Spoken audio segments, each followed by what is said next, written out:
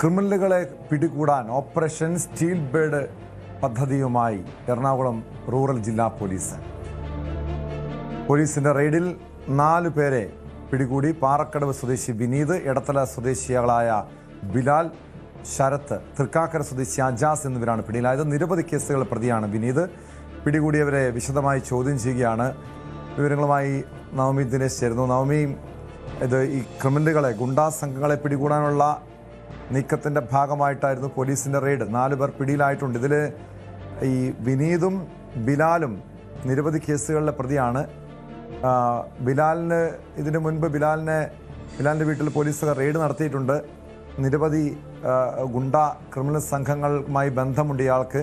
ഇയാളുടെ വീട്ടിൽ നിന്നും ഇതിനു മുൻപ് മാരകായുധങ്ങൾ വരെയും പിടിച്ചെടുത്തിട്ടുള്ളതാണ്. ഇത് എന്തെങ്കിലും രഹസ്യവിവരത്തിൻ്റെ അടിസ്ഥാനത്തിലായിരുന്നോ പോലീസിൻ്റെ പരിശോധന?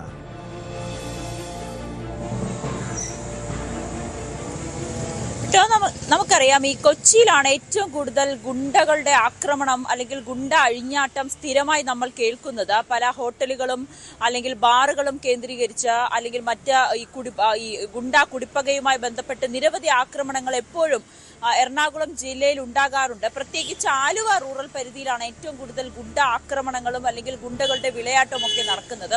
അതിന്റെ ഭാഗമായാണ് ഇപ്പോൾ പോലീസിന്റെ ആലുവ റൂറൽ എസ്.പിയുടെ നേതൃത്വത്തിൽ ഓപ്പറേഷൻ സ്റ്റീൽ ബേർഡ് എന്ന ഈ ഗുണ്ടകളെ കണ്ടെത്തുന്നതിന് വേണ്ടി, പിടികൂടുന്നതിന് വേണ്ടിയിട്ടുള്ള ഒരു ഓപ്പറേഷൻ ഇന്നലെ ഒരു ദിവസം നടത്തിയത്. അതിലാണ് ഈ 4 പേരെയും പിടികൂടിയിരിക്കുന്നത്.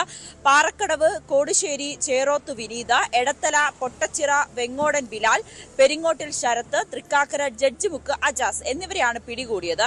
പോലീസ് പറയുന്നതനുസരിച്ച് ഇതിൽ നിരവധി കേസുകളിലെ പ്രതിയാണ് ഈ പിടിയിലായ വിനീത്.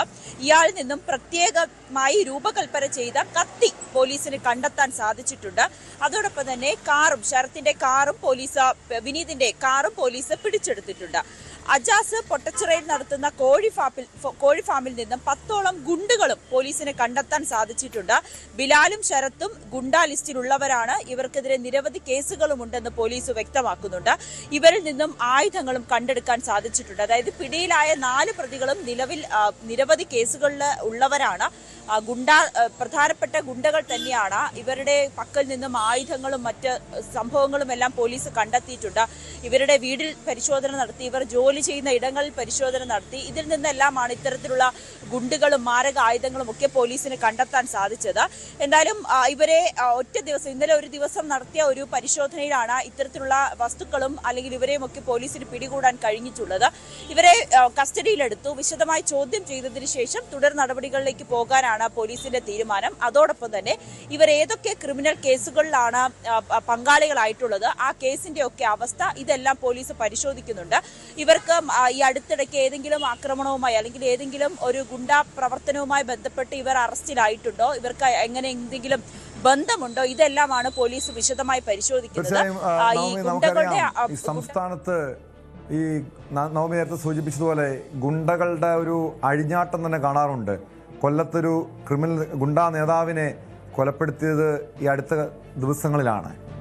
അതിനുശേഷം തിരുവനന്തപുരം, കൊല്ലം ഉൾപ്പെടെയുള്ള തെക്കൻ ജില്ലകളിൽ ഗുണ്ടകളെ കരുതൽ തടങ്കലിലാക്കുന്ന നടപടികളുണ്ടായിരുന്നു. കാരണം വീണ്ടും ഒരു ഗുണ്ടാ കുടിപ്പകയുടെ ഭാഗമായിട്ടുള്ള ഏറ്റുമുട്ടൽ ഉണ്ടാകാനുള്ള സാധ്യത പോലും രഹസ്യാന്വേഷണ വിഭാഗത്തിൻ്റെ റിപ്പോർട്ടുകളിലുണ്ടായിരുന്നു. അത്തരമൊരു ഗുണ്ടാ ഏറ്റുമുട്ടലുകൾ കൊച്ചിയിൽ സാധ്യതയുണ്ടോ? ഇതിപ്പോൾ നിരവധി ക്രിമിനൽ കേസുകളിലെ പ്രതികളെയാണ് പിടികൂടിയിരിക്കുന്നത്. ഇവരുടെ ഏതൊക്കെ ഇടപാടുകൾ കേന്ദ്രീകരിച്ചാണ് പരിശോധന? ഈ ക്രിമിനൽ പ്രവർത്തനത്തിനപ്പുറം മറ്റു പല ഇല്ലീഗൽ ആക്ടിവിറ്റീസും ഈ സമീപകാലത്തായി ക്രിമിനൽ സംഘങ്ങൾ, ഗുണ്ടകൾ നടത്തുന്നുണ്ടല്ലോ.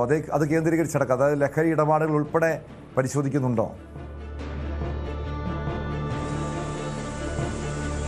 തീർച്ചയായിട്ടും സമഗ്രമായ ഒരു അന്വേഷണത്തിലേക്ക് തന്നെയാണ് പോലീസ് കടക്കുന്നത്. നിലവിൽ ഇവർ ഏതൊക്കെ കേസുകളിൽ പ്രതികളാണ്, ഇവർ മറ്റേതെങ്കിലും കേസുകളിൽ ഉൾപ്പെട്ടിട്ടുണ്ടോ, പോലീസിന്റെ അന്വേഷണം നടക്കുന്ന ഏതെങ്കിലും കേസിൽ ഇവരും പ്രതിയാകാൻ സാധ്യതയുണ്ടോ, ഇതെല്ലാം പരിശോധിക്കുന്നുണ്ട്.